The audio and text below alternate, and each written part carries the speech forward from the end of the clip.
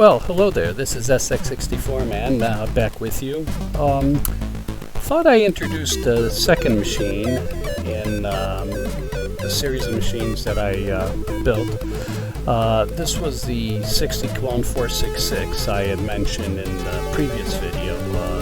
The actual motherboard in that video was the 60 clone 407. As I mentioned before, these are great flexible reproductions that let you really try some new technology on it without having to mess with the original boards, which is always a nice thing. Now, because the 60 clone boards don't have exposed vias for the most part, instead of putting headers to run address lines and things like that, which I like to do on the real boards, we have to take a different approach. So the approach here is to use more adapters that have access to the lines, and it actually provides, I think, for a cleaner look anyway.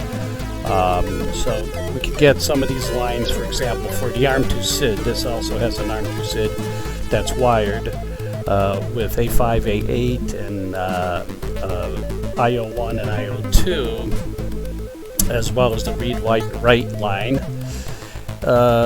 And these, for the most part, I can get from a CPU adapter that's actually made by, this one particular one's made by DevZine PL, and it has both a read-write line on it, A5, A6, A7, and A8.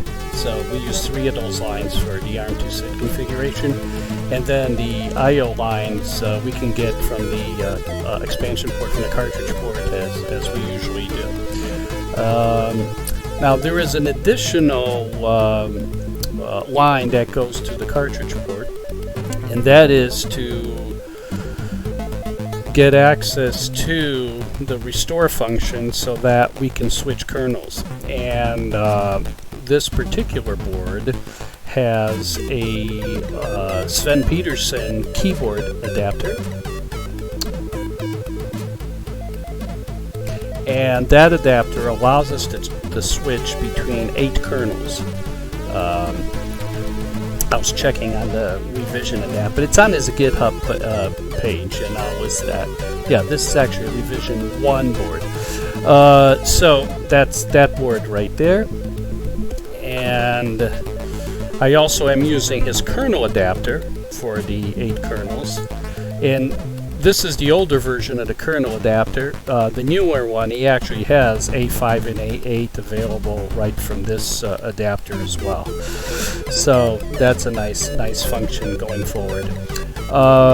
Let's see, anything else that's special here? Well, the Tebl modulator that was in the previous video, I actually set up exactly the same way with the stereo output to the jack, to the mini jack, and that's really about all that's special on this machine that I can think of.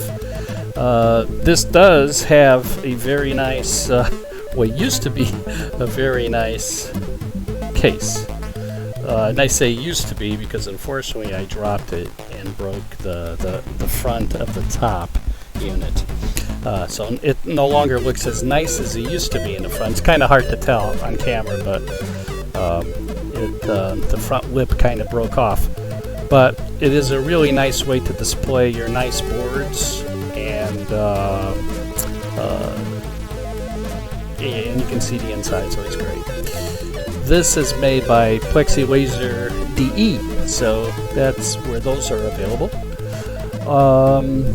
Yeah, and that's about it for this 466 board. This is actually, I believe, the first 60 clone, or possibly the second one that I made. And it's still working great.